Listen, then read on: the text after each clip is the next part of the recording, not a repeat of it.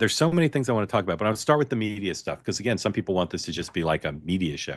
So here is Caroline Levitt today announcing the changing of the guard, where the White House Correspondents Association no longer calls the shots about who gets to cover the president in the pool. Number one, please. As you all know, for decades, a group of DC-based journalists, the White House Correspondents Association, has long dictated which journalists get to ask questions of the President of the United States in these most intimate spaces. Not anymore. I am proud to announce that we are going to give the power back to the people who read your papers, who watch your television shows, and who listen to your radio stations. Moving forward, the White House press pool will be determined by the White House press team. Legacy outlets who have participated in the press pool for decades will still be allowed to join, fear not, but we will also be offering the privilege to well-deserving outlets who have never been allowed to share in this awesome responsibility. Just like we added a new media seat in this briefing room, legacy media outlets who have been here for years will still participate in the pool, but new voices are going to be welcomed in as well. As part of these changes, we will continue the rotation amongst the 5 major television networks to ensure the president's remarks are heard far and wide around this world. We will add additional streaming services which reach different audiences than traditional cable and broadcast. This is the ever-changing landscape of the media in the United States today. We will continue to rotate a print pooler who has the great responsibility of quickly transcribing the president's remarks and disseminating them to the rest of the world. And we will add outlets to the print pool rotation who have long been denied the privilege to partake in this experience, but are committed to covering this White House beat. We will continue to rotate a radio pooler and add other radio hosts who have been denied access, especially local radio hosts who serve as the heartbeat of our country. And we will add additional outlets and reporters who are well suited to cover the news of the day and ask substantive questions of the President of the United States, depending on the news he is making on that given day. All right, so first let's talk about my own self-interest. I don't know, some of you will remember Al Franken did this little bit on Saturday Night Live where he wore like a camera on his head and whatever. Two-Way would like to be in the pool, and I'm going to wear an iPad facing outward on my chest, and I'll go in, but the question will come from a citizen. So that's my scheme to get in the pool. Well, I just say whoever's there, you know, Aaron Wells. It's gonna be like Flavor Flav too. The way like Flavor Flav, or there was a character. There was a character on Pee-wee's Playhouse who I think also had a video screen on their like a breastplate. Anyway, Aaron Wells, be ready. You and I are going in the Oval soon, part of the pool. All right, I'm joking. This is serious. There are First Amendment issues here, and there's principles here. On the one hand, there's transparency, inclusivity, change, letting different voices be heard, and conservatives, some would say justifiably gaining revenge after decades of being treated by the liberal media in a hostile manner. All that's on one side of the ledger. On the other side of the ledger is the reality that no government official should choose who covers them. Now, the reason there's a pool is there's limited space. Only so many reporters can go on Air Force One. Only so many reporters can fit in the motorcade. Only so many reporters can go in the Oval Office and other spaces for photo ops. So you can look at this as the White House Correspondents Association does, as a seminal existential crisis for democracy and for the organization and for traditional fair coverage of the White House. Or you can say just a bunch of people in Washington arguing over the shape of a table. So, Michael LaRosa, where are you on this? This is a crisis? Nothing? Wait, hold on. I can't hear you, Michael. I was laughing. I'm sorry. Michael, go ahead. I'm all over the place on this. Yeah, me too. So what are they restricting exactly? Because they're not saying they are selecting their own pool. They're saying they're right. Well, they say it's going to be the same size. I think, Mark, you tell me if I'm wrong. I think they're basically going to expand the rotation to include more outlets. And my guess is that if the Daily Caller wants to bring a camera in, they'll let them. Right.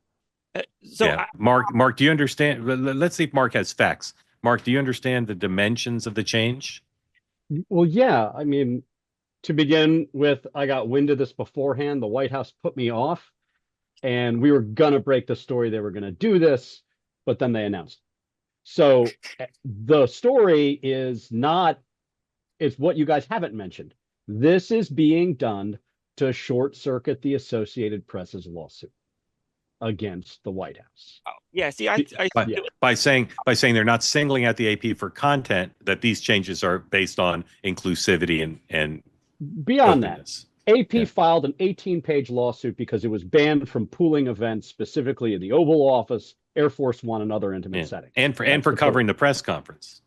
Covering the press, presumably in the Oval Office, right? They still have White House pass privileges. No, but weren't they excluded from a seat in Maybe it was one of in the East press Room? conference? Yeah, East Room. I think they were. That's an escalation. But keep going. Explain what's happening.